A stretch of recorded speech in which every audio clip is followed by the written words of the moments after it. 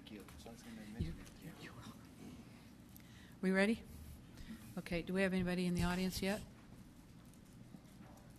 Barb? Okay. All right, it is 6:31. Let's get started. This is the City Council meeting for Fairway, Kansas. It is Monday, April 10th, 2023, 6:32 p.m. I'd like to call this meeting to order. I have two corrections to the agenda. We will be removing item F from the agenda. It's ordinance number 1782, updating of the Google franchise. It needs some more legal work done on it, so we will, this is April, we will be reviewing that in May. And then on item D, that should read 2023 Capital Improvement Plan Amendment, not 2022. Nathan, do you have anything else? Okay. Please stand for the Pledge of Allegiance. I pledge allegiance to the flag of the United States of America and to the republic for which it stands, one nation, under God, for wildlife. And whereas trees are a renewable resource, giving us paper, wood for our homes, fuel for our fires, and countless other wood products. And whereas trees in our city increase property values, enhance the economic vitality of business areas, and beautify our community. And whereas trees, wherever they are planted, are a source of joy and spiritual renewal.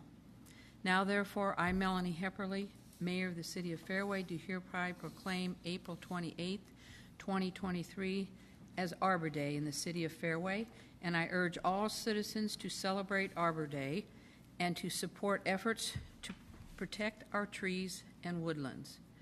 And further, I urge all citizens to plant trees to gladden the heart and promote the well-being of this and future generations. Dated this 10th day of April, 2023. We will begin our reports with the monthly reports of the standing committees, and Chief Chick is with us this evening for Consolidated Fire District Number 2. Good evening, Mayor and Council. Thank you again for having me back. Several things that I would like to point out with you tonight. First of all, that we have reported to you a couple of times that we bought 2 new fire engines. Those engines were delayed somewhat being built, but they're here and they are outfitted and on the street now and working very, very well. We're quite pleased with them. As part of that process, we take the 2 oldest engines that we have and we sell those off to the highest bidder. We had a wholesaler who made a bid on them that we were willing to accept and sold those 2. And then we took the next engine in line and we put that into our reserve capacity. And what that means is that we just keep one so that when we have a mechanical failure or some kind of a problem, we have a fire engine to back that up. As luck would have it, the day that we put that engine into reserve status, somebody struck our engine in a parking lot and we have an engine getting repaired right now. So it's got us a little thin on fire trucks. But engine's kind of hard to miss. It is, and we're not really the new one they hit, or no. Fortunately, it's one of the next ones to be replaced, and so it always happens when you least expect it, right? And so literally we took the old engine 23 and moved it to reserve status, and as soon as we got it over to Station 21 to kind of get it set up and outfitted with the equipment, the guys called and said, "Hey, we were in a business and somebody ran into our fire truck." So you can't make this stuff up. But what's worse is they ran into it with a uniloader. So they hit it with a Bobcat, and they did quite a bit of. What's funny is they did a lot of damage to it, but they didn't. There would be no paint work. They broke the windshield and the mirror, and they broke the wheel and cut a tire and broke a steering box in it. So there's a lot of components that are broken, but they didn't do any paint damage, which is crazy to me. But in any case, we're very pleased with the engines that we have just put in service. We're working toward a plan to order at least one more of those consecutively the next couple of years so that we can get our fleet renewed. We keep our engines between 10 and 12 years. We went over just a little bit because of the build time on these, but that generates the best resale on our old engines and keeps us within the miles and hours that we need to in order to have those engines serve us well. So one of those is deployed in Mission on Martway. The other one's down at Prairie Village at 78th and Mission Road. And if anybody wants to see one, you're welcome to stop by. We're happy to show them to you. We love showing our toys off, so kids too. So we did welcome back a firefighter who was deployed in Kuwait for quite a while. He's come back, and kind of a neat part of that story is that as soon as he arrived back in country, his wife gave birth to their second son before he came back to work, so he was able to be here for the birth of his child, and he's back to work. And I mention that because I'm awfully proud of those people who serve our country and then come back and serve right here in the district for us. So we're very thankful for those folks. We're playing an active role in Leadership Northeast this month. We'll be teaching sections of the Public Safety Day, and I'm sure a few of you folks have been involved in Leadership Northeast in the past. It's a really great program. It's a day where we really get to share with business owners and people who work within the businesses in Northeast Johnson County a little bit about what we do and give them a better glimpse than what you might get just looking at the fire department from outside. So we're excited about that. May is always a super, super busy month for us, and it's bled into April this year. So we have several things going on. We've got some updated equipment and some protocol changes from a medical standpoint in Johnson County, which is all good. We're doing some new procedures, and the medical director in Johnson County has continued to take us forward with our treatment and the tools that we use for residents in the field. So there's a lot of training going on for the proper application of those tools.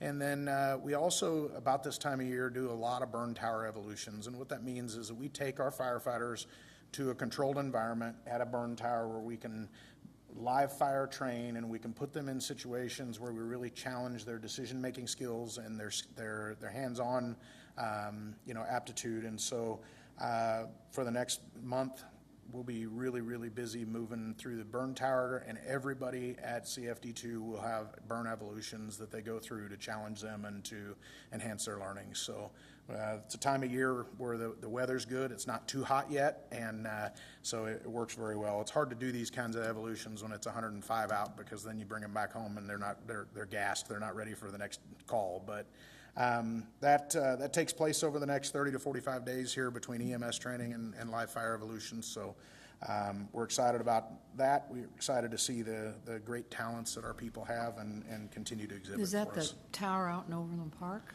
So we use the tower in Overland Park for certain evolutions, and then we go to South Platte over off 435, kind of on the way to the airport, up not quite as far as Weston. That tower is a Class A burn tower, and so it's a lot more realistic. We can burn wood and things in there. Obviously, we don't burn the things that give off the bad byproducts, but in those burn cells, we're able to make it a lot more realistic for our firefighters. And the one in Overland Park is gas fed, and so it really feels simulated. And so we use that for certain types of evolutions, but when we want real fire to mimic a true scenario, we generally go to South Platte. So we're graduating 2 paramedics this week. Thursday I'll be attending their graduation. The significance of that to you all is that a little over 3 years ago, we set out to provide first response ALS on one piece of apparatus out of every station as a minimum, and we have reached that goal. And with these 2 paramedics that are graduating this week, we will have reached our staffing goals that we set for the 5-year mark in about 3 years and 1 quarter. So we're pretty happy with the progress. We're doing some great things. And in conclusion, what I'll tell you is that for my next quarterly report, I'll bring Chief Morgan, who is our training and EMS chief, for a very short report for you. And what he's going to do is share the difference we're making in cardiac arrests in Johnson County. And he's going to show you some of the numbers we just received this week that indicate how our performance is in code blue scenarios or people without a pulse, and the number of those that we're able to save compared to our peers in Johnson County and the rest of the country. And so We're gonna give you a little bit of performance data so that you can see what all of our effort and the training and the efforts that we put into the ALS program are doing for us. So excited about that, and I'll bring him next time. So for that, I think that's about all I have to report today. Is there anything that I can answer questions for you on? Any questions for the chief? Great. Great Thank you so report. much. Thank you. All right. On to your next stop. All right, next is Administration and Finance. Nathan?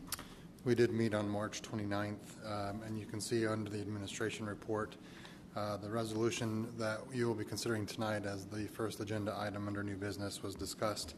The committee also discussed some recent coyote sightings in the city of Fairway, as well as the Google franchise agreement, which you announced earlier is being pulled off the agenda. So with that, I am happy to answer any questions on the administration side of things. Anyone? Nope. Okay. Okay. For the finance piece of the report, finances are strong. Sales tax continues to come in high, so we appreciate that. It does appear as though the bill that would have potentially removed the local sales tax on groceries is not going to advance, so that is good news. That was kind of a shocker at the last minute when they added that language to the bill, which would have eliminated sales tax at the local level on groceries, which was not part of the original Acts of the Tax program that the governor was putting forward. So for now, the local sales tax on food is going to remain. We also discussed at the meeting the changing the expenditure approval policy. Those changes are outlined here, as well as in the red line version that is on the packet for last new business item. We also then presented the 2024 budget calendar, which was basically outlining things very similarly to the years before, and we will go over the budget goals at the end of this month. Any questions on finance? All right, thank you, Nathan. Police, Chief? Thank you, Mayor. Again, in March, we were busy.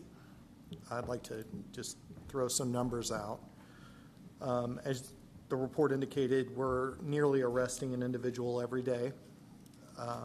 Our level of activity in March of 2022 was around 500 activities, and March of this year we had 772. I'm going to give a brief overview about some of those. Some of them involved our officers in very dangerous situations, and I think it's worthy to note some of that. Last council meeting, we talked about the overdoses that we ran in a neighboring city. Also, we had some catalytic converter thefts. We encountered fentanyl again last month. And then there were 2 instances where our officers were involved in aggravated assaults on themselves. A vehicle that was being stopped by Officer Skimper turned around and backed up, in fact, into his vehicle, hit his door, nearly causing his leg to be in between that door that was slammed shut by that vehicle backing into him. So he was lucky that he was able to react appropriately to that. That individual then fled. There was a pursuit. It got too dangerous for the officers to continue. That individual was picked up later by a task force, and it involved the FBI TAC unit in Kansas City, Missouri. This individual was armed and dangerous and taken into custody after a standoff. An incident occurred later as well with Officer Betrago and Officer Rubio. They stopped a vehicle. The vehicle fled. In doing so, it nearly struck Officer Betrago, who was on the side of it. He had to move out of the way quickly, and then a short pursuit continued after that.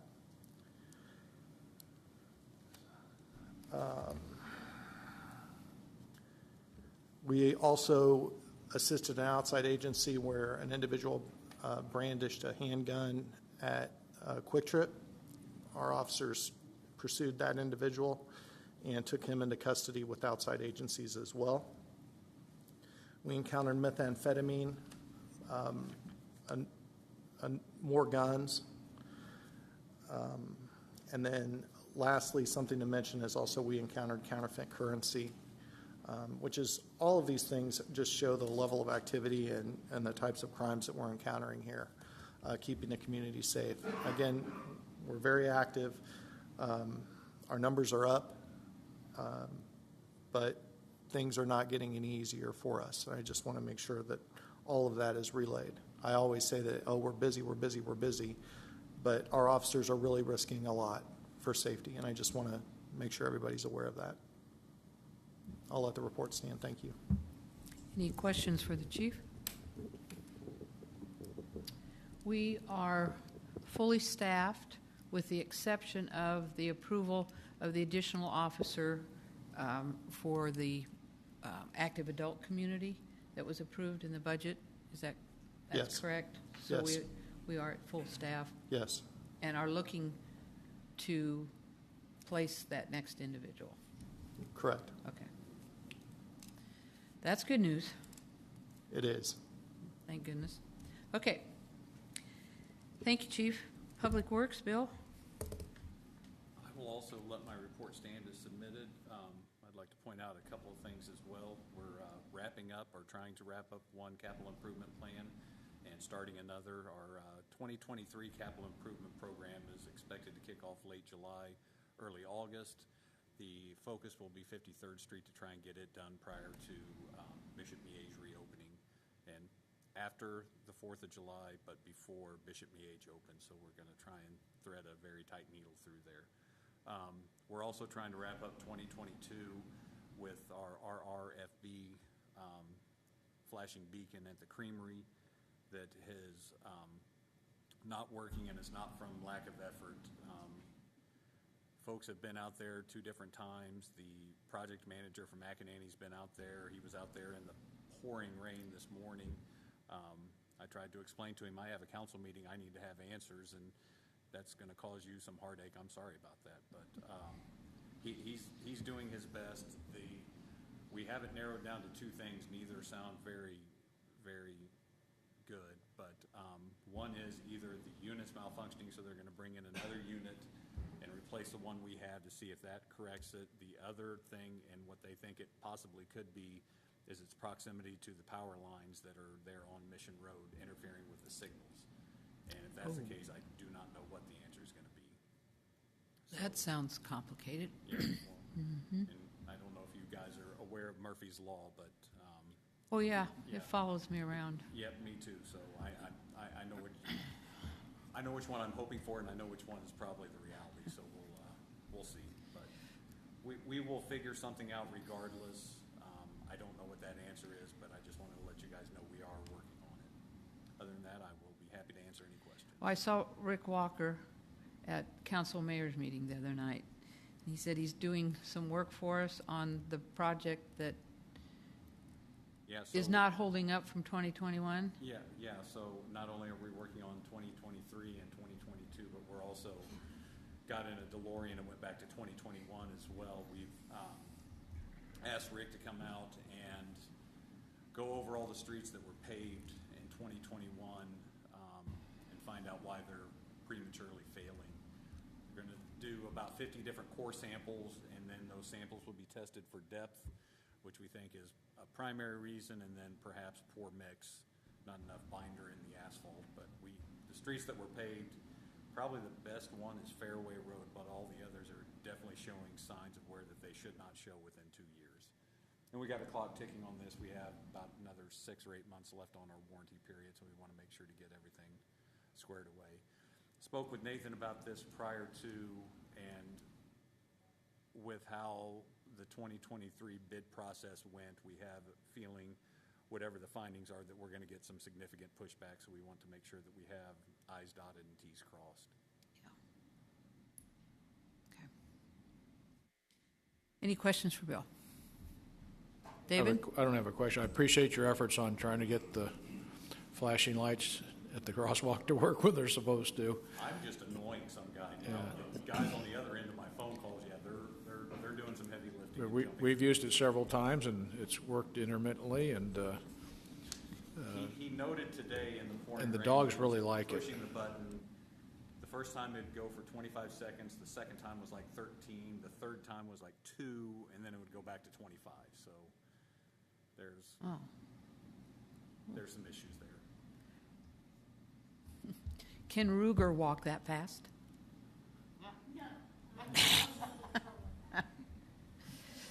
Okay, thank you, Bill. Bryce, Parks and Rec? Thanks, Mayor. I wanted to add that your proclamation reminded me that I did not put in the Arbor Day celebration coming up on April 28th at 12:45 at Peterson Park, where we have the second grade Highlands group come down and we do a Arbor Day celebration where every kid leaves with a tree, sapling, and then they also get to plant a tree. Whether or not that tree stays at that location or moves to a different location in the city, we'll see. But that's coming up on the 28th, and that's always a fun time. Are we going to play the same game? Yep. Oh, good. I like that Yeah. game.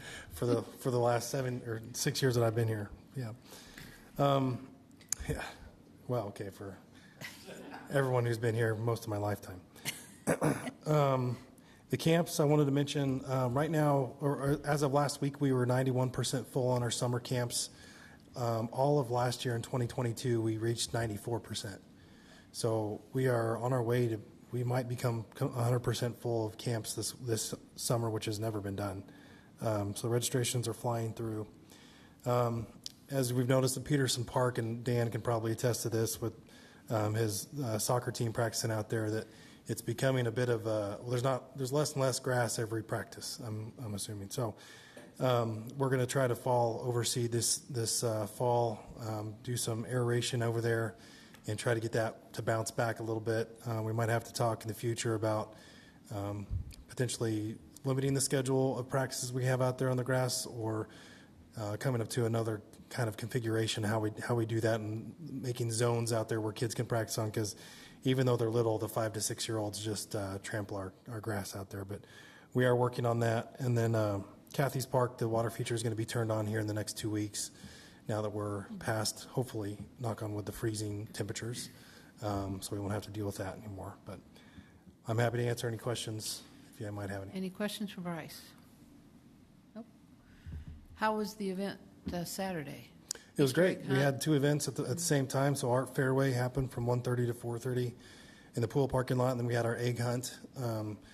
There's 3 different times for 3 different age groups. Again, the Baileys were out there as well. So they got to experience that. It's not much more. It's not really a hunt because it's not that hard. We don't have like obstacles or anything. But I think the kids probably all walked away with 10 to 15 eggs each. So they should have left pretty That's full. the goal. Yeah, exactly. Great, thank you. All right, monthly reports of the special committees, tree board. Nathan? They are meeting on Wednesday. Wednesday? Okay, yeah, 12 noon. Okay, next on the agenda is the public comment for the consent agenda items only. I will read those into the record before we open that comment section. A, approve minutes of the previous regular city council meeting. B, approve claims and appropriations. Ordinance number 1781 for March of 2023. C, approve multi-city contract for the 2023, 24, 25 fireworks display. Approve agreement with Kirkland Gates for pickleball instruction. That comprises the consent agenda. Is there anyone in the audience that would like to comment on any of those items?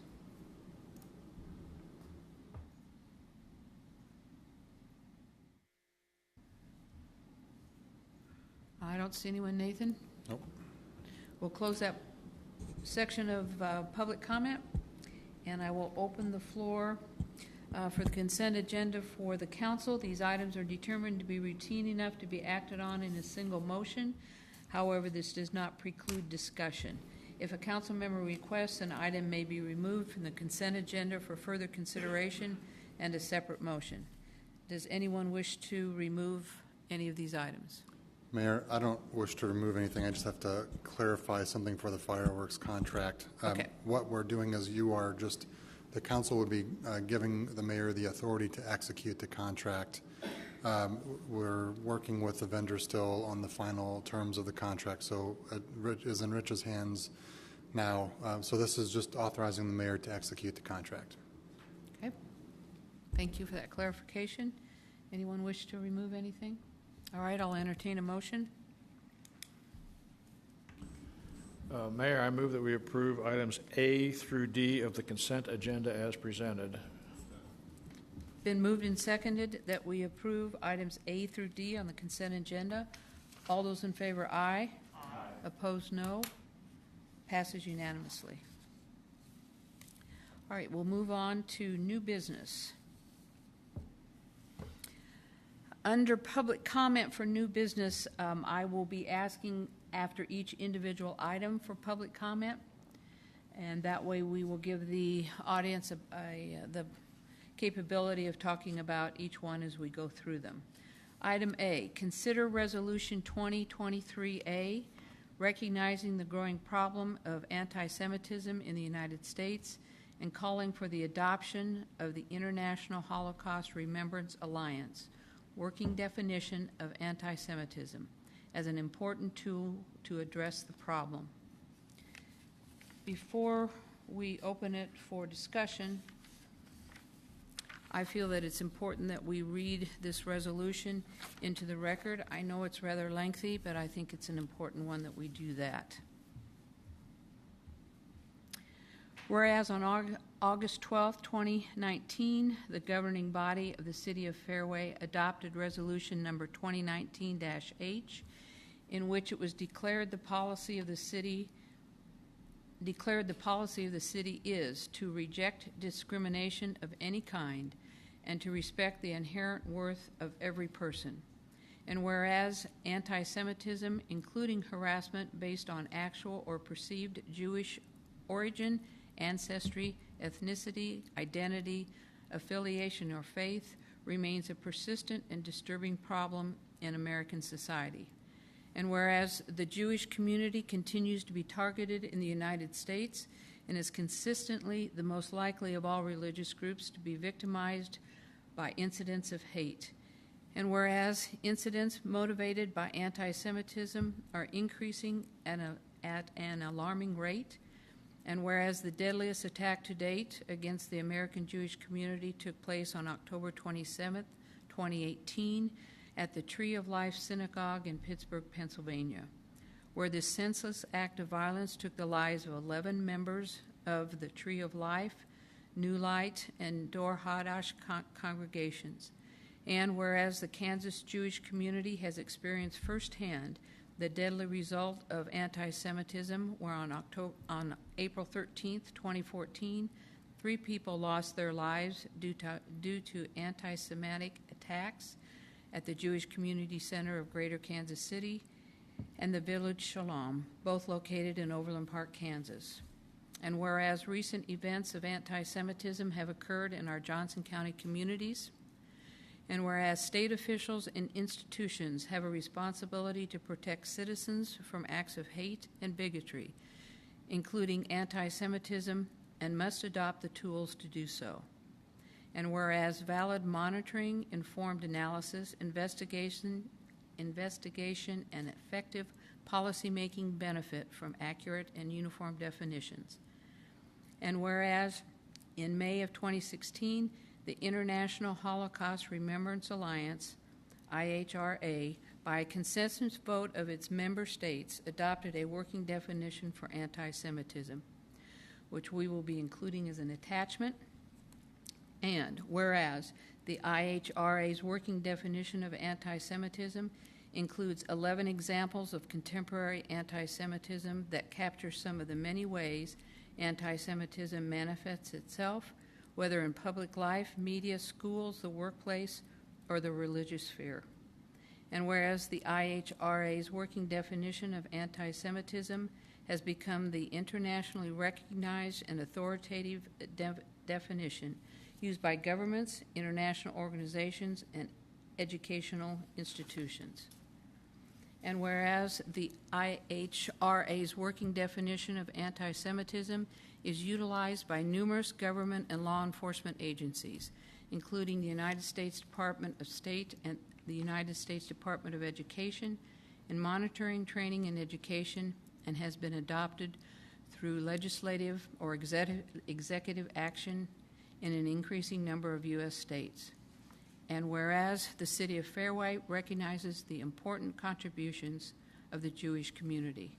Now, therefore, be it resolved by the governing body of the City of Fairway, Kansas, Section 1, the City of Fairway adopts the attached non-legally binding International Holocaust Remembrance Alliance working definition of anti-Semitism, including the 11 contemporary examples. And Section 2, the governing body of the City of Fairway will ensure that the working definition of anti-Semitism is made available as an educational resource to all city employees.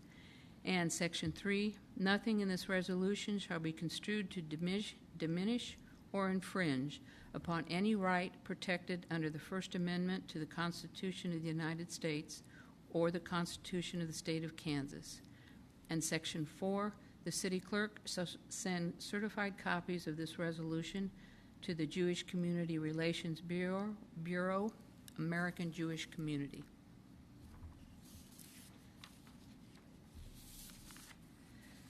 Okay, having read that into the record, I would like to open the floor to any comments or questions or discussions that the council might have. We have discussed this in two separate committee meetings. I think it has been thoroughly and respectfully considered by the committee, and this is what we have brought forward for consideration this evening. Is there anyone that has anything? Yes, Kelly? Kelly Busick, Ward 1. I just wanted, I'm sorry that I wasn't here for the admin meeting, and I just wanted to again thank Joe Levin for bringing this forward and putting this before the council. It's a really important step that we're taking, and I wholeheartedly agree with it. And I read everything. I wish I was here to hear Ms. Geller when she came to talk to you, and I just want to say she's in the audience this evening. Oh, thank you. So you will hear from her. Wonderful. And again, I'm just really happy that we're going to adopt this. Thank you. Anyone else?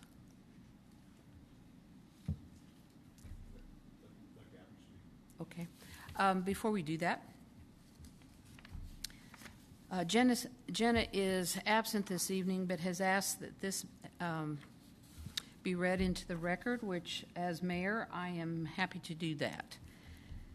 As a member of the Kansas City Jewish community and member of the Fairway City Council, I am glad that we are recognizing the real threat anti-Semitism plays in having an inclusive and welcoming community.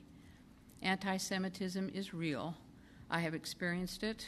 I am hopeful that increased awareness of the term will empower others to stand up and push back when anti-Semitic language and jokes are used. Thank you to my fellow city council members for your support of this resolution. Okay, I will now open the floor for anyone in the audience that would like to comment. Gabi, would you like to come forward? Please state your name and address for the record. My name is Gavi Geller. I live at 10246 Concert Street in Overland Park, but I represent the Jewish community of Greater Kansas City and actually all of Kansas. Wasn't prepared to speak tonight because I already spoke to y'all. Just really want to say thank you so much for considering this, for your support. Council Member Levin for bringing this up. Mayor, for your leadership. Jenna's not here, but to her as well. And then Councilwoman, is it Busek? Is that how you pronounce it? Thank you so much for your comments. Your support means the world to us, and I, again, know that this might seem like a small step, but it really is a tangible step that all of our communities can take to combat this rise in anti-Semitism, and so it's deeply meaningful to the community, and we're grateful. Any questions? Okay. Is there anyone in the audience that would like to address this issue? Please raise your hand or come forward. All right, I don't see anyone, so we will close public comment. Is there a motion concerning this resolution? Mayor, I move that we adopt Resolution 2023A, recognizing the growing problem of anti-Semitism in the United States and calling for the adoption of the International Holocaust Remembrance Alliance working definition of anti-Semitism as an important tool to address the problem. And may I add that the special part about this is Passover, which makes it even more special. Second. All right, it's been moved and seconded that we approve resolution number 2023A. All those in favor, aye. Aye. Aye. Opposed, no. Passes unanimously.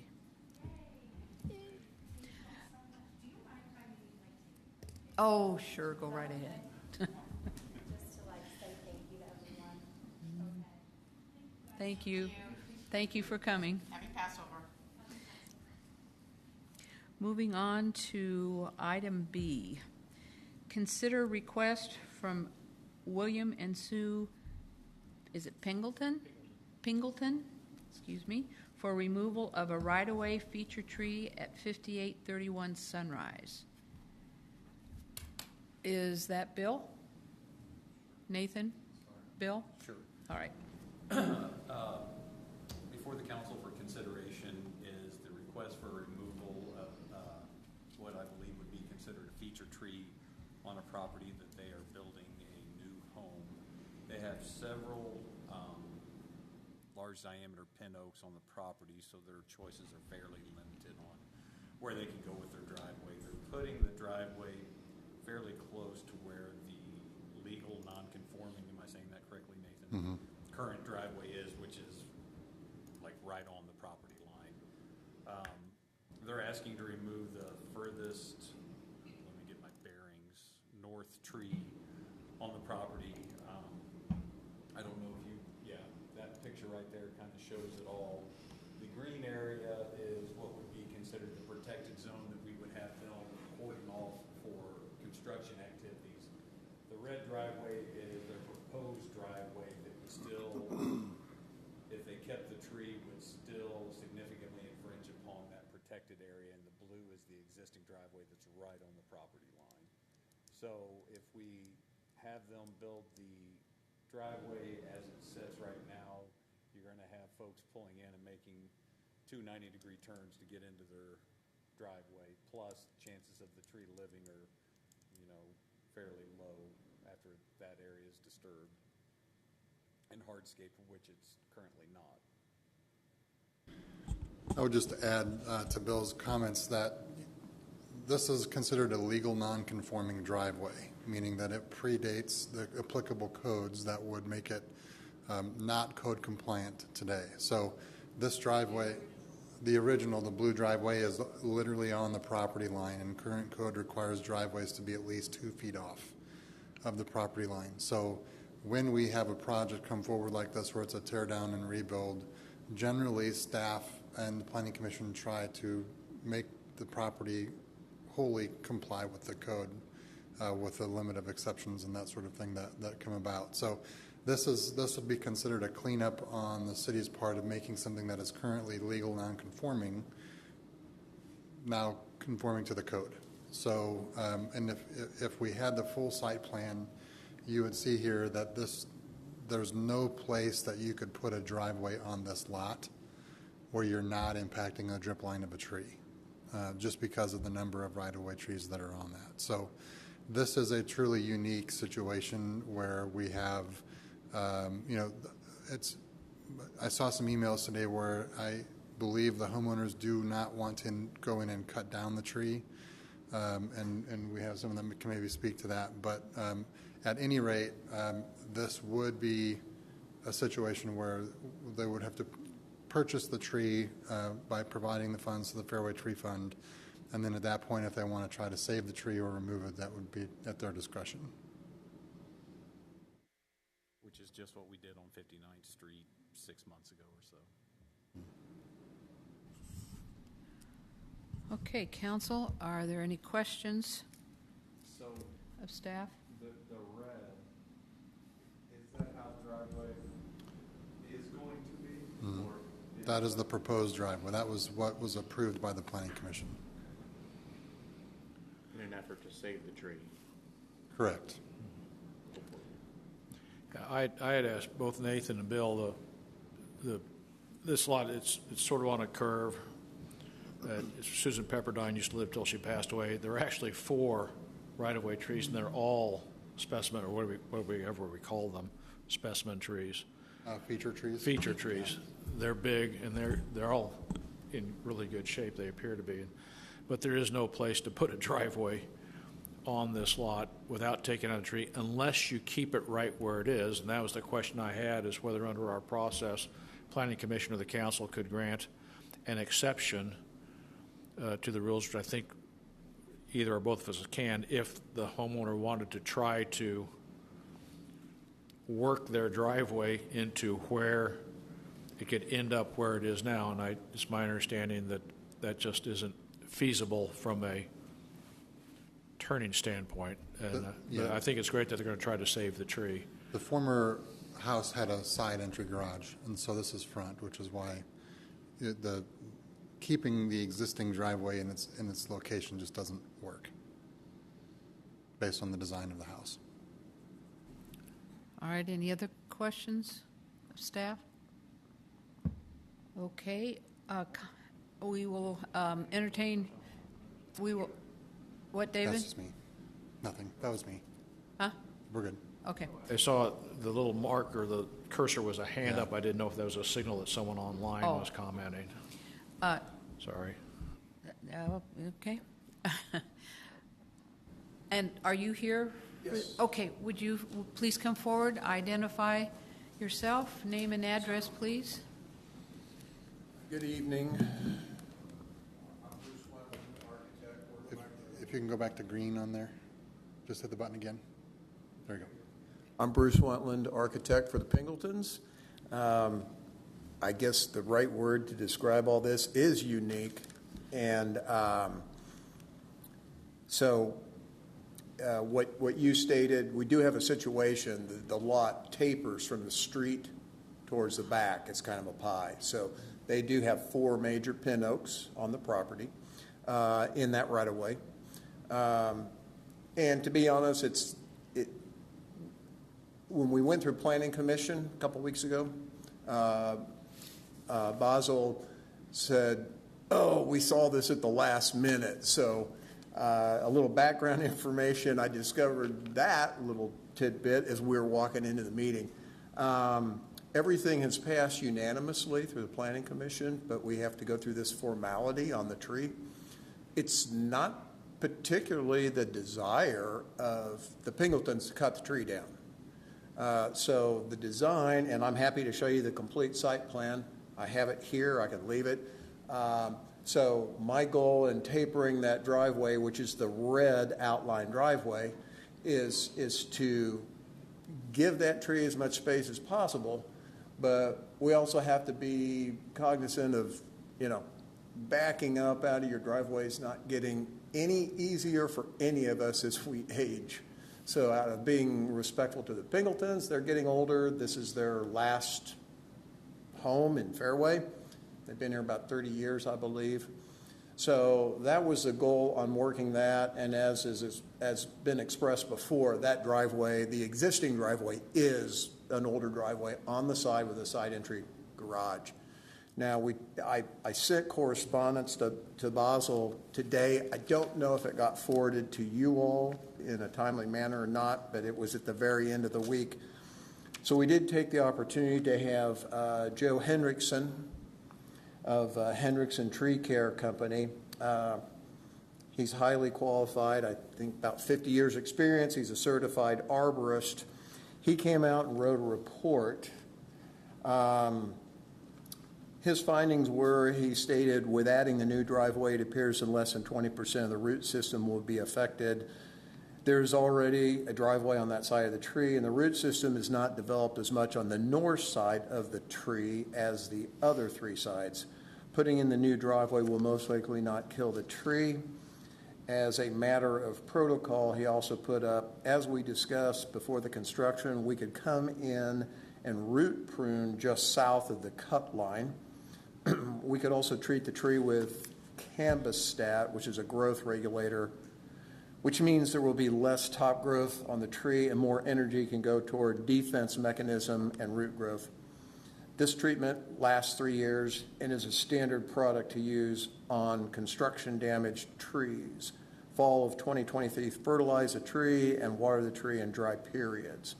So that's a process to, I think is a good way to go. We can keep the driveway a little less sharp of the turns for the Pingletons and propose not cutting the tree, but we've got to have this formality discussion depending on what you all say, because then that directs Basil on what he can sign off on. I know it seems like a formality to you, but Fairway is the city of trees. No, I'm And not we're- into cutting down trees. We are very protective of those trees. Yeah. But we certainly understand the dilemma we have here. Yeah. So it's an important issue, and that's why we asked you to take this additional step. Right. Now, will they be paying into the tree fund? They would have to pay into the tree Okay. fund if they move forward. Okay. So to be clear, because I have to report back to the Pingletons, are we saying if we go through this protocol to save the tree, the Pingletons still have to pay into the tree fund? Yes. So they're Because paying in, we won't know if that tree is saved for probably, I don't know, what is our arborist saying, Bill? 3, 4 to 5 years. 4 to 5 years? I've got to, okay, yeah, and I don't know how to, I don't want to get in the middle of all No, that. you I'm not an don't. arborist. I've, We have a specific ordinance that pertains to this. The drip line of that tree is 30 feet, and so you have to set the protective perimeter and either 75% of that or 20 feet. 75% of that 30 feet would be 22 and a half. That's why we come up with the 20-foot protected area. Now, you're going to be infringing upon that, which is a violation of the tree ordinance by definition. So if you want to put the driveway on an area that is now currently pervious pavement, that you would have to pay into the tree fund, regardless of what steps you take ahead of time. And we understand you want to try and keep the tree, but it's still our burden until you pay into the tree fund and accept responsibility for it. I think maybe another positive way of looking at it is, yes, they'll have to pay into the tree fund, but I can't imagine what you just described from the tree company to be more than taking the tree down. That would be a fortune to get that tree down. well, Yeah. the, Even our prices. But it'd be very much my hope that they would keep the tree there. And Bill, what's the tree fund? It's They would have to $100 pay. for DBH, which I believe is 36 inch, so 3,600. Oh, Yeah, 3,600 bucks. bucks. Yeah. Yeah. so the next question is, because I know they'll be pumping me with all sorts of questions. So if that tree comes down, the Pingletons would be free to straighten out the driveway. Yes.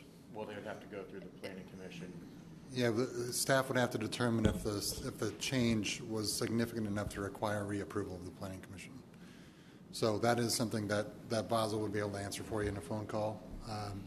But yeah, if they chose to remove the tree, then you could straighten it out. It just would be a matter of whether or not the planning commission would have to reapprove it or not. But at that point, it wouldn't come back to this body.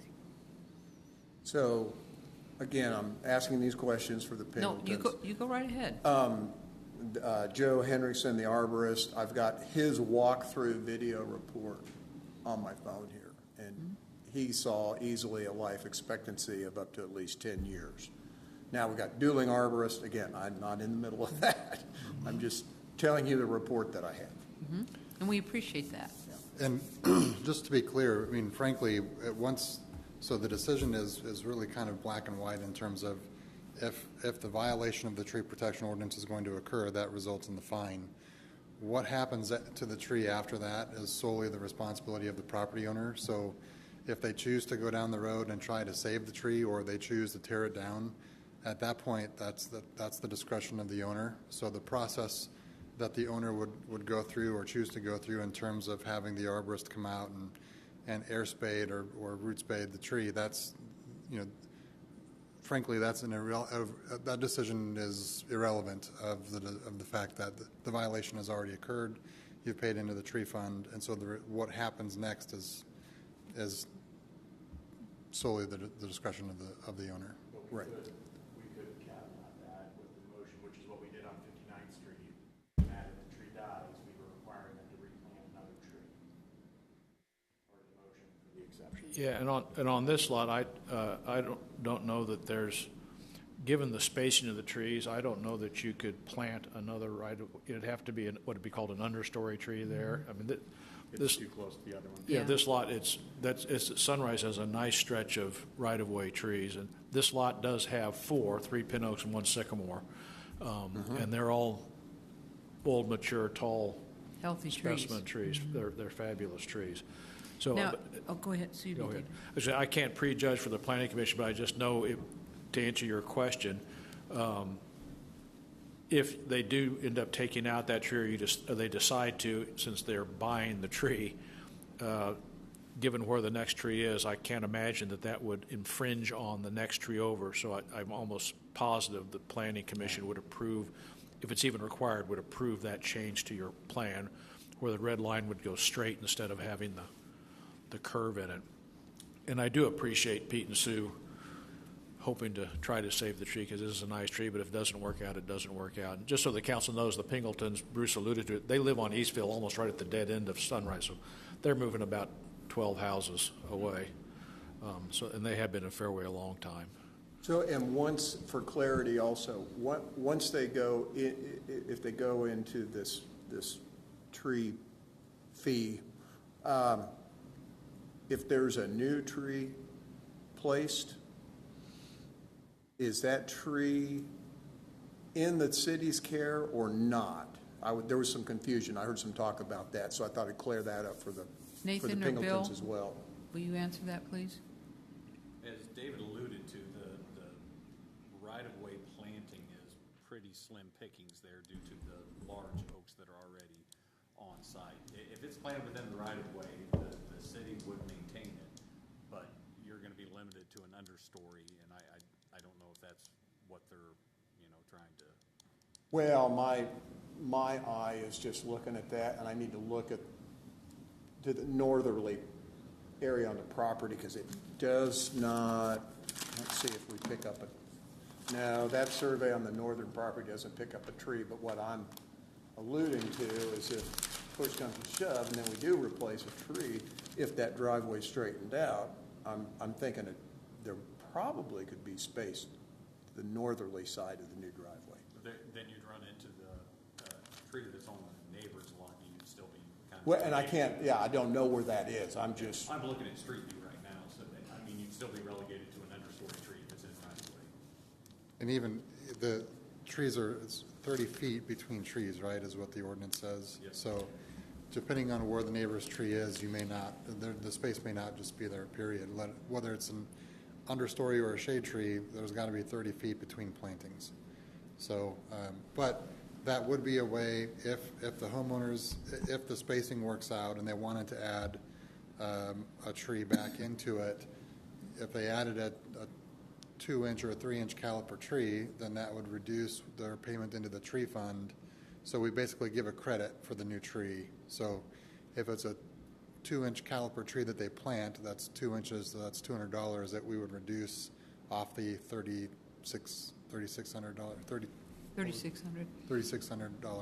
payment into the tree fund. So we credit an inch for an inch on a replacement tree, just so long as it's within code that it can go back in there in terms of spacing. And am I correct in saying that once they've paid into the tree fund, the tree is their responsibility? Huh? So that if it does, they try to save it, but it becomes ill, Removals on them if something happens. Right, not the city. Yeah, I mean, nobody likes dealing with this. I had to go through the same thing. We're redeveloping my only childhood home. We live in the bottom of the barrel and the water that comes through. So we had to put in a dry creek to the new county city sewer that was located just cat a corner. And unfortunately, there was a gorgeous white pine that I played in as a kid. It was like a fort. So I just had one, I'm supportive of, removing this. I think it's much better to move this over. The legal non-conforming driveways are a problem in our city, so that's an improvement. But I think I have a different opinion than David on, I would only be in favor of supporting this with trying to save the tree, not ripping it out and going back to the planning commission and doing a straight driveway. Yeah, but we can't, once they buy the tree is theirs, and they can do what they want to with If we it. can't caveat that, I think that's a problem, that we can't, I mean, I don't know So, about that. on this lot, I can tell you, I walk it all the time. I don't walk the lot, I'm not trespassing, but I walk the street with the dog. There is literally no place on this lot to have a driveway installed that would not violate our tree ordinance. Yeah, I can't. Other than keeping it where it is. I like the drawing if you try to keep the tree. I don't like the drawing if they would take the tree out and go back and put in a straight driveway.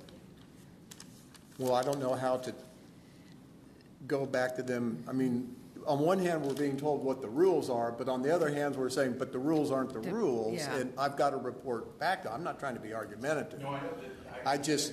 I can show you the site plan, and unfortunately, they're between a rock and a hard place because I can't design a driveway to the Right. street anywhere. Well, I happen Like to what agree with what you. David said. When they buy the tree, it's theirs. My original comment, John Allen, was so right now on your screen, the garage points, it's technically probably northeast, but it points to the north, to the northeast, and the new driveway garage would point, it's a front garage versus a side garage, isn't it? So right now, it is a straight line garage, but it's a straight line driveway and a turn-in garage. My original question was whether to both save the tree and make it a usable driveway with the design of the home, with the garage on the front, could the driveway be redesigned where you could actually use it to get in and out of the garage? And I think the comment is to move it that far on this picture to the right, to the north, it would involve too sharp of turns. You would be requiring Well, yeah, here's the things that I'm dealing with. William, Peter, he's unfortunately probably going to be in a wheelchair not too far from now. So they've got vehicle access, the potential for bigger vehicle access, and being able to have a parking space in front of the garage there. Where you see those bends on the drive starting, it's about 22, 24 feet before you start. So to be able to have a vehicle off to the side so another one can get out and around, and I just know what I'm dealing with. I mean, I'm 62, and backing up isn't quite as easy as it used to be. And when I asked my questions earlier today to Bill, I didn't have the picture, and I just couldn't visualize where the turns would have to be. And I just looking at it, I don't think you can do what I was hoping would be a possibility. Well, the other problem I have, to be quite honest, is that's going to increase the amount of impervious, and then now we're challenged on the percentages of, green versus hardscape. So, I conceptually agree with Dan, can you make sure your mic is on? what John Allen is saying. I mean, there has to be something here there has to be some middle ground. I mean, right, is 14 foot, is that a 2-width car driveway? Well, I narrowed it down to 14 foot, again, because I got to give them some space to navigate. 14 feet at the right-of-way is what it is now on the existing driveway. Yeah. I mean, if you get it too narrow, they're going to be, Yeah, they're going to be clipping the yard and have mud spots, et cetera. It's a rock and a hard place, but there is room in there. I mean, it'd be a wonky driveway to fit it in the blue right now outside that tree line, but I don't think that works for anybody. But to say that tree is worth more than $3,500 to the city. So, but the flip side of it is you've got to have rules that you can't be looking at everything on a one-off basis. So, again, I'm in favor of this if they try to save the tree. But ultimately, if they purchase a tree, they can do whatever they want. Yeah. I don't have the pricing on the services that I rendered to you just now in that reading. I don't have the pricing on that. So, again, it's tough to say, well, what is that number? Is it 3,500? Is it 4,000 over the 3 years? Who knows? Then if the tree comes down, then there's another $4,000 to take the tree down. Probably more than not that. cheap. Well, No, yeah. Well, it's I'm not. being hopeful because it's right on the curb. And That's true. Yeah, and this is it is a curved frontage on the street, and so the challenge I see, my goal going in is always, is there a way to save the tree? And I actually, when I walked by it twice in the last 3 days just to try to visually see, is there any way it can work? And the only solution I came up with, which I don't think works just through the logistics of driving, is could the driveway somehow be curved so it ends up where it currently ends up? And I don't know that it can with the front garage, because you can see where the bill is the green, is that circle a pretty good approximation of where the protection would? If we had orange fence there, that's where it'd be. So the challenge is, even if you went to the right or to the north, you're having a really sharp turn really fast in front of the driveway. And again, I just don't know how you can do it. Well, the only way I see it doable is you would be backing out of that garage and you'd be cranking your wheel to the left so the tail of the car is going more northerly, and if there was a circle loop. But we can't make a circle drive loop work on the green space calculations, the front green space, et cetera, et cetera. Now, there is another question that I have. There are some municipalities where I can use permeable concrete, and it doesn't count on the green space. But every city's different. Yeah, we don't allow that. Because that does allow the water to perk through. But, for the Pingleton's sake, I mean, they love it here, they want to be here, and Sue's like, are we not going to be able to build the house because of the tree? They're kind of, because of the circumstances, feeling a bit penalized.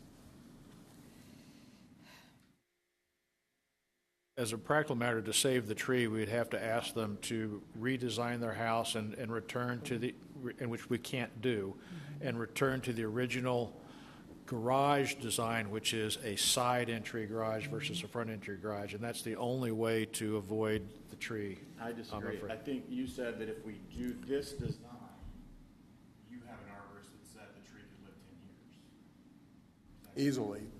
I mean, that was his word. So this design saves the tree. If they do the additional work to the tree. So I'm supportive of that. I'm not supportive of us selling them the tree and them doing a direct line. If there's an opportunity to save the tree, which they've proposed, why would we not find a way legally? I guess I'm going to ask our attorney.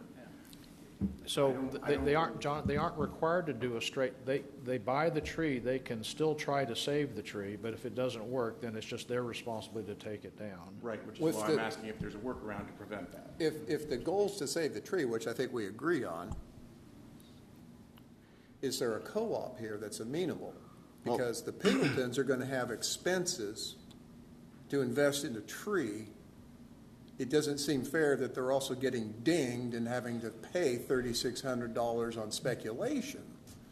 So, I mean, it's either, I'm boiling it down to crass words, but it's like they buy the tree, it's their tree to do with what they want, or we work together to save the tree. And they're going to have costs involved with it. But Sue's like going, and we still have to pay money in? If Or they could keep a side entry garage and keep the driveway where it's at. Well, okay, let me, sure. Rich Cook, City Attorney. I'd say there's a policy question and there's a legal question. I'm not going to speak to the policy question, but the legal question I would say is, there is an ordinance in place. There is a code in place that sets forth the pricing for this sort of situation, sets forth the rules. The public is on notice of these rules and this pricing. If we were to deviate from that for this particular project, I think you'd be inviting an argument that that decision was potentially, arbitrary and capricious. Now, that's the legal question. Whether you vote to approve this or not is a policy question. And I might just go further on that, Rich. In the ordinance, and I'd have to look at it to confirm, but the only adjusting the council has the authority to do is in an appeal. So if the tree manager makes a decision on something, let's say like a contractor violates the tree protection ordinance by putting dirt underneath in the protected zone, and Bill or his designee makes a determination that an ordinance violation has occurred, and then sends the proper notification and says, hey, you've got to pay into the tree fund this amount, that individual can then appeal to the governing body on his decision. This is not that scenario. This process is established in the ordinance to where there is not a provision for the council to negotiate or do anything else. The fee schedule is set. It is $100 per inch. So there is no negotiation when it comes to the paying into the tree fund, just because we're not looking at an appeal situation here. So, and just for clarification, this ordinance was put in place in 2012, 2014, 2012, somewhere in there. The purpose behind it is the city invests about $150,000 to $200,000 a year in the right-of-way trees throughout the city and in the park. So this ordinance was put in place as a way for the city to recoup its investment that it's been making in trees for 30 plus years, forever, since going back to when the city was incorporated. So this is in the event that this action that the owners are going to take could potentially damage the root system of the tree. This is no different than any other contractor who is getting the fee after the fact, after the violation has occurred. So this is something where if they want to move forward with this plan, they're essentially they're paying the city back for its investment and providing the protection and care of the tree since the city has been doing that, which is decades. So I just want to make sure that we're clear on that there is not, this isn't something that the council can sit here and negotiate with on a fee. That fee is pre-established in the ordinance. So, and it is a 1-2 punch, and that is intentional, just so you know. It is meant to be a deterrent from removing right-of-way trees. So really the council's question is whether or not to accept the homeowner to be able to pay into this fund and own the tree. Correct. That's really the only question we're looking at. That is correct. Okay. Yes. Because I do appreciate you coming here proactively, and talking about it, because what can't happen, Nathan, correct me if I'm wrong, is if they just wanted a straight driveway, they just can't come and say we're having a straight driveway, we're cutting down the tree, here's $3,500. Correct. So yeah. So this is because we are beyond the 32-inch. That's sort of the cutoff point to where staff can approve it below that, but above a 32-inch caliper tree in the ordinance that is considered a featured tree, which the removal of those trees requires council approval. Now, of course, there are some emergency exceptions if it's damage in a storm or whatever the case may be. But in this particular situation, this tree cannot be removed without council approval. And if, let's say that they were not aware of the process and they just went out and cut down the tree, we would go after them just like anybody else, where they would have to then pay into the tree fund for the cost of the tree. So either way, the person on the other end, the resident, is going to pay twice. They're going to pay into the tree fund and they're going to pay for the removal. So we're not going to solve this issue tonight, but I very much think there should be a middle ground to where we can have negotiations in these instances. It's just, I totally understand when you look at the rules, there's no doubting what the rules say. It's right there in black and white. when I go into variance hearings and whatnot, I acknowledge that, and I always say, for every body of rules, there's always going to be a circumstance that comes up and challenges it. And for me, the big picture is, I can't put a driveway anywhere through there that's not in violation. Right. And I don't feel that it's fair to the Pingletons. They're not wanting to be in this situation. I know. And yep, We totally understand. And Bill, just, you did ask about if they put in a replacement tree of any caliber. If it's in the right-of-way, my understanding is that it's installed at the city's cost. I mean, we put in the tree. We have the approved list of trees that they can select from, but we put in, it just goes on our list of right-of-way replacement trees. What he's talking about, we would not pay for the tree and then deduct from the fine paid into the tree fund. It'd be something the homeowners planted. So if they put their own tree in, Correct. at their cost, then it becomes our responsibility. If it's in the right of way, we do not put flags on ones that have been, I mean, we have 2,500 trees in right of way. I'm not intimately familiar with all of them, so it's pretty easy to sneak one in on us from time to time. I know they can't put it in without our approval, but for some reason I was recalling that if it's taken out involuntarily and the homeowner says, I want my right-of-way tree replaced, the city will replace it at its cost. Yeah. All right, thank you. Anyone else? All right. Do you have anything more? Not unless more questions come Okay. up. Is there anyone else in the audience, Nathan, that wishes to speak?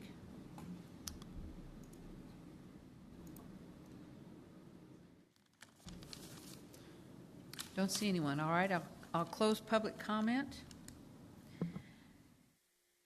Council, in this instance, I'm going to ask you again, is there any additional discussion among ourselves that you'd like to have? I don't know. This is such a beautiful tree, and we hate to get rid of trees, but just the logistics of this lot, unfortunately, given the way our ordinance reads, I thought it was on. Can you not? Is that better? I don't think we have any flexibility to compromise in terms of let's roll the dice and see if the tree lives or dies, unfortunately. We don't have that under our current ordinance. We are having a tree board meeting next Wednesday. This type of a concept is not on the agenda, but Bill, maybe you and Rick can see if we have time on the agenda to add it. I don't know that we will, but I think it's Pretty full agenda, but we can always put it at the end if there's time. I don't know that we will, but it's a topic that Right. we should discuss. And if we it don't have time Wednesday, we'll at the put next it on tree- the next at the next tree one. board. I think it's a topic we should discuss, and if there is a way Yeah. to We'll take it back to the committee. to do it where it's contingent. And that's a good idea. And John Allen, I don't like this either, but that's what we're facing is why my response to you was the way it was. Because I love, I'm a gardener. I love trees. I'm happy to make the motion to approve, but I will add some comment to it. If that's all right. Based on the owner's good faith commitment to try to save the tree, knowing that we cannot enforce that, but it is a good faith commitment that I heard here today.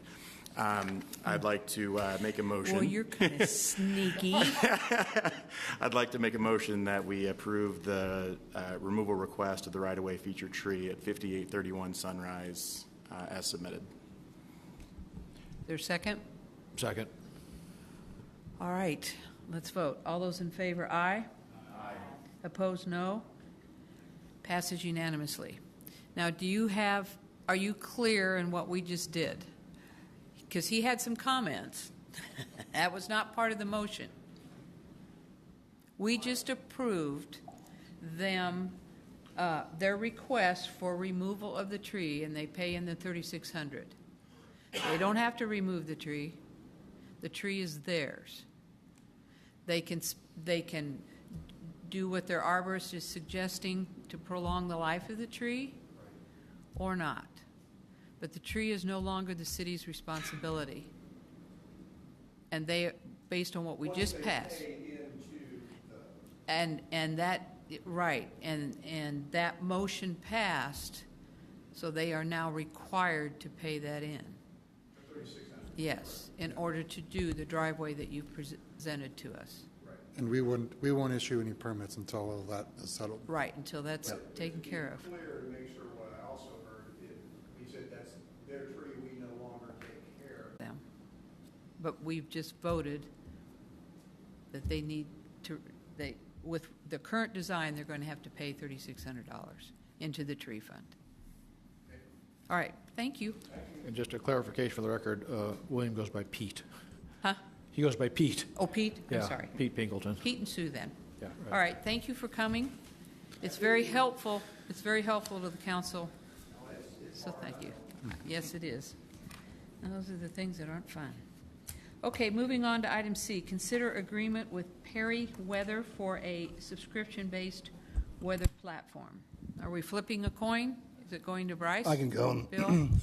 He talked a lot last time. So, so Perry Weather is a weather software, inclement weather software and system that Bill and I have been looking at adding a system like this to Fairway for probably the last 2 to 3 years to get a more accurate representation of the actual weather in Fairway, not what's going on at Public Works or not what's going on in North Kansas City where all these things are, but here in Fairway.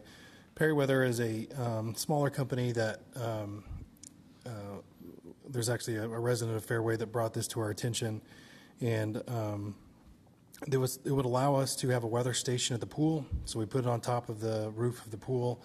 It would give us accurate rain totals, the wind, how much wind we're getting at that time, the overall weather that we don't that we get from somewhere else, wherever those stations are in the metro and not Fairway. We'd also have an alert system that would allow us to, with a lightning strike within our designated zone around the pool, which is 10 miles. If there was a lightning strike within 10 miles, it would automatically send alerts to all of us that have the account and also our pool managers. And it would start an automatic 30-minute clock, which right now, if we see lightning strikes or we see one on weather.com, our pool managers are now the timekeepers. So it's their timer that sets that. If they see it, if they don't, it's not very accurate way of doing things right now, and probably not the safest way to do things. So now this would automatically start that timer. We would have a widget that we could place on our website and on our social media accounts that people could view. So if they had a question about the weather, they could see if it was all clear or if there was 20 minutes left in the all clear before they could come. And we could adapt it to certain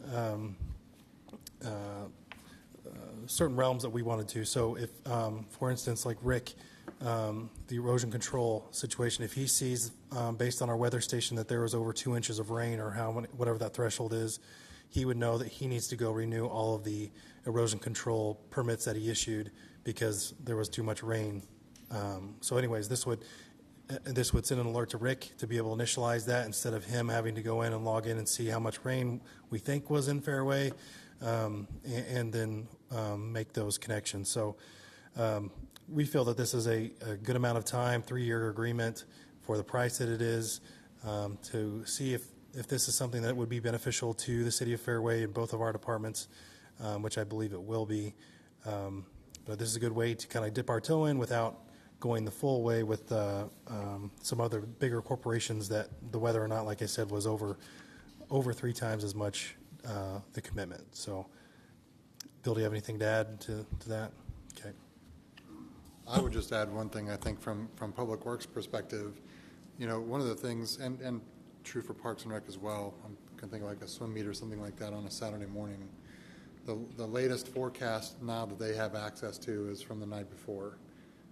This service will allow them to call in and speak directly with a meteorologist and have the most current forecast as they are getting ready to start a swim meet, or if Public Works can check in Bill can check in at 8 or 9 o'clock at night and sort of help to pre-program when the guys need to come back in to start work on roads. This is a service now that we currently do not have access to that I think will be beneficial for not just internal use, but how we deliver our services to the public as well. So I think there's a lot of opportunity here. And I should mention outside of the pool season as well, just like the Acon Art Fairway was outside, if there was a situation there, we would have been alerted on that basis as well. So it's not just a 4-month pool season only for us. It's for all of our special events, outdoors, and the Shawnee Indian Mission when we're given tours in the spring and fall. Because Fairway is never mentioned as one of the cities as to what the weather is doing. You have to pick Prairie Village or Kansas City, Missouri. Yes, anyway. Too bad That's, we don't have a TV station based here that could give us. well, no comment. Okay. Where am I? Council, is there any questions or discussion? Yes, Kellyanne. Kelly Busick, Ward 1. When I was on Public Works and working with Bill, we had discussed this before, and I knew that more than likely we wouldn't be able to afford it back then. But I think it's so important because, as you said, like today, we weren't supposed to have a thunderstorm. And lo and behold, we had a thunderstorm. And so that would have been key to making sure, if, God forbid, anybody was out at the pool or in the park or what have you. And I think it's an important safety issue for the city of Fairway, since we're in such a, I always think we're in a microclimate here. It always seems to be, we get rain and we get rain. It's not, and thunder and lightning and what have you. So I'm all for it. I'm absolutely all for it, because I think it's a protection, like the police is a protection. This is another protection. So thank you so much. Thank you, gentlemen. Any other discussion by council? Okay, anyone in the audience that would like to comment? No hands are raised. We'll close public comment, and I'll entertain a motion. Mayor, I move that we approve the agreement with Perry Weather for a subscription-based weather platform. It's been moved and seconded that we approve the agreement with Perry Weather. All those in favor, aye. Aye. Opposed, no. Passes unanimously. Moving on to item D. Consider professional services agreement for 2023 capital improvement plan amendment. Bill? Thank you, Mayor. Much like last year, this is an amendment to our original contract, and this will be for construction engineering services. This will allow the team at Burns & Mack to review submittals to make sure they meet our spec, and on-call services for any field questions that always seem to turn up, like why is this 21-inch high-pressure gas main right where our RFP wants to go? So it's handy to have this passed, and this is a not-to-exceed amount, and I think we only used about half of it last year for the submittals. So, Any questions for Bill? Yes, David? Yeah, I don't have any questions about the specifics, but just sort of the concept. If this is something we're going to be doing every year, should it be something that we just quote-unquote routinely do in advance during the regular budgeting process versus coming back to amend?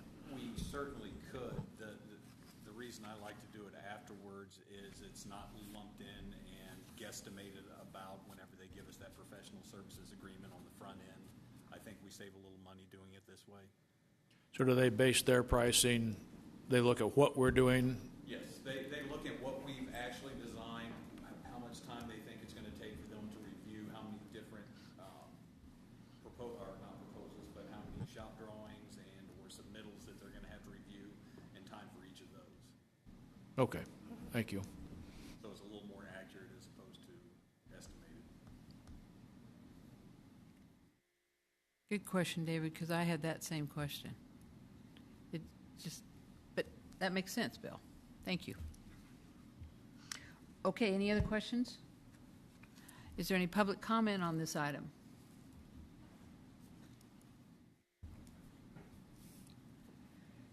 No raised hands. We'll close public comment. I'll entertain a motion for this item D. I'm in a moving mood today, I guess, Mayor. I move that we Go right ahead. I move that we approve item D, the professional services agreement related to the 2023 capital improvement plan, the amendment to that plan as presented. Moved and seconded that we approve the professional services agreement. For clarification, it's for 2023 capital improvement plan amendment. All those in favor, aye. Aye. Opposed, no. Passes unanimously. I'd like to abstain. All right, and one abstention? 7 yes. Item E, consider agreement with Larkin on NPDES compliance services. Bill? Hi, it's me again. Yes. I spoke with Nathan about this before. We're getting to the point with our NPDES compliance to where it's, I don't want to say much more of a chore. I don't mind the hard work. It's the compliance factor of it. It's moved to a point system. It's not a check mark anymore. So you have to have a certain amount of points each year to be in compliance. Contracting with an outside service, which is the same service that provides this for Roland Park currently, will allow a second set of eyes to make sure that we're doing things right, and especially with KDHE, which is the Kansas Department of Health and Environment, is moving up the permit cycle for 7 or 8 cities in northeast Johnson County. Their thought, instead of making everyone's permit due at the same time and them reviewing the entire state, they're staggering some of them. So us, Westwood, Mission Woods, Westwood Hills, Mission, Roland Park, and I believe Prairie Village are all getting moved up 6 months. So we have 6 less months to fill out a new application for a new permit cycle. Fine. But this is a fairly nominal fee to have a second set of eyes to make sure, to look at all of our ordinances, map out the next 4 years of compliance, because we can't claim the same points year after year after year. You can get like 4 points this year, and then maybe it's only worth 1 point next year. So and the points elevate each year. So there's a lot of work that goes into it. Ultimately, I don't want to see. I always want to see Fairway compliant on everything we can, and this is just an extra bit of help, much like the services we use Gilmore and Bell for bond issuance and things like that. Will you explain NPDES for the audience, please? Yes, that's the National Pollution Discharge Elimination System. It's clean. It goes back to the Clean Water Act of '77, I believe. It's making sure we're not putting pollutants into the stream and doing the best that we can to not make things worse, but actually make things better. Thank you. Any comments or questions for Bill? David? I'm on a questioning mood tonight too, I guess.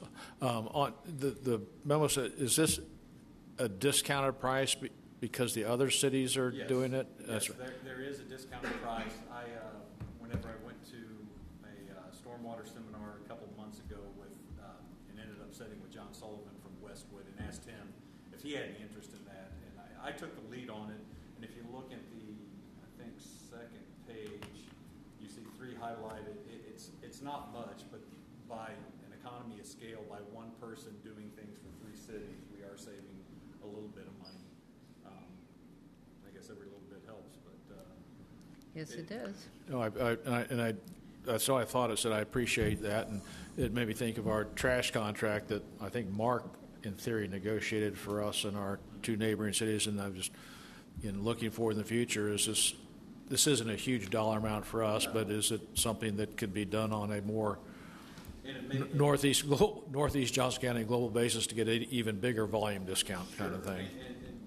And it also probably makes that front end number a little lower as well, to where if we were to solicit this on our own, I would imagine that number would be higher, let alone the savings that they actually showed there.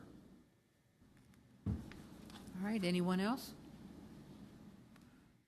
Anyone in the audience care to comment or ask questions? Nope, okay. Is there a motion? Bill, I'll do it since Dave is such a big mover here. So I move that we approve the agreement with Larkin for NPDES compliance services. Second. It's been moved and seconded that we approve the Larkin agreement. All those in favor, aye. Aye. Opposed, no. Passes unanimously. Item F has been removed from the agenda.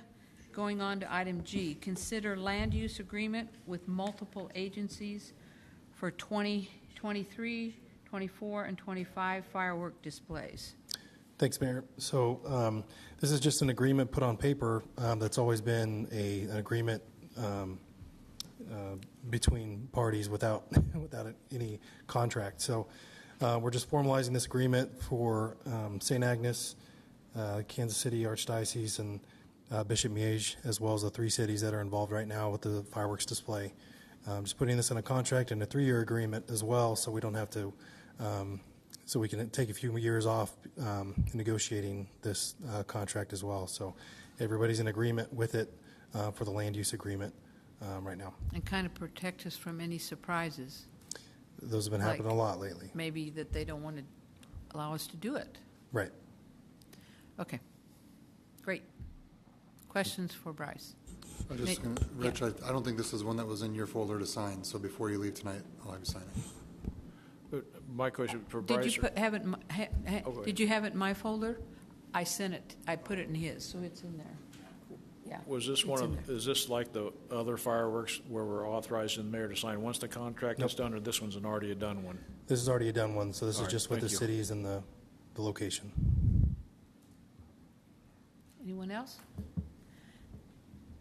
Is anyone in the audience wishing to speak? Nope, we'll close public comment. Is there a motion? Mayor, I move we approve the land use agreement with multiple agencies for 2023 to 2025 fireworks displays. Been moved and seconded that we approve the the land use agreement. All those in favor, aye. Aye. Opposed, no. Passes unanimously. Item H, consider amendments to Chapter 2, Expenditure Approval Policy of the City of Fairway Policy Manual. Nathan? So this has been discussed at the committee level. Yes, it has. So I will be happy to answer any questions. Nathan and I had some additional, Nathan and I have talked about this for years, and we had some additional conversations after our meeting. We thought the added section at the end, 2.8, didn't read very smoothly. So we worked on it some more. So if you haven't read this, please take a few minutes to read it. But I think it's much more clear. And as I said in the committee, the whole meeting, the Admin Finance Committee, I think this is a good change to our policy. I think it reflects the current arrangement under which we work, and will make the city run a little bit more efficiently, but still keep the safeguards in place that are needed for us as the governing body for what's actually happening in the city. Anyone else have comments or questions for Nathan? We've seen this before. All right, is there anyone in the audience that would like to comment? Don't see anyone, so I will accept a motion, please. Mayor, I'd like to make a motion that we approve the amendments to Chapter 2 Expenditure Approval Policy of the City of Fairway Policy Manual as presented. Second.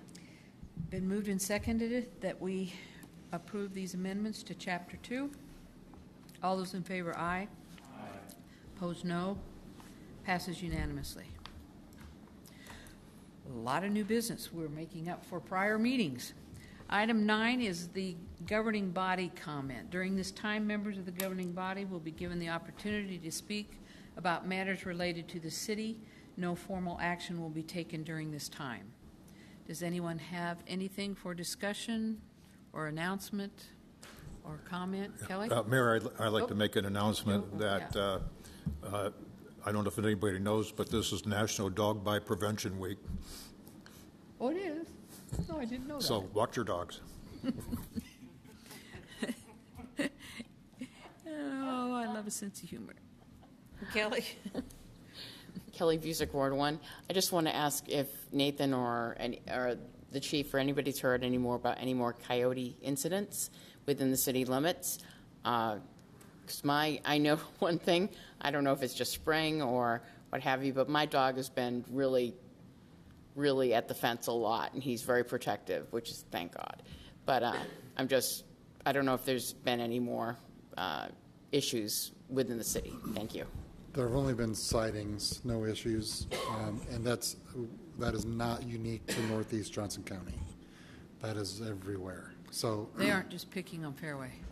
correct. It's partly to do with the time of year, but there have been no other reported issues to us. Most of those reports are going through City Hall as well, not through the police department. What? Oh, wait, David, just a minute. Oh, sorry. Chief, no, you have the floor. I just wanted to clarify, most of those reports, any of those reports or sightings are going through City Hall, not through the police department, which Yeah. is fine either way, but that's where we're receiving them. Yeah. And Nathan periodically checks with the vets. Yeah. Just, Joe, does the National Dog Bite Prevention Week include coyotes?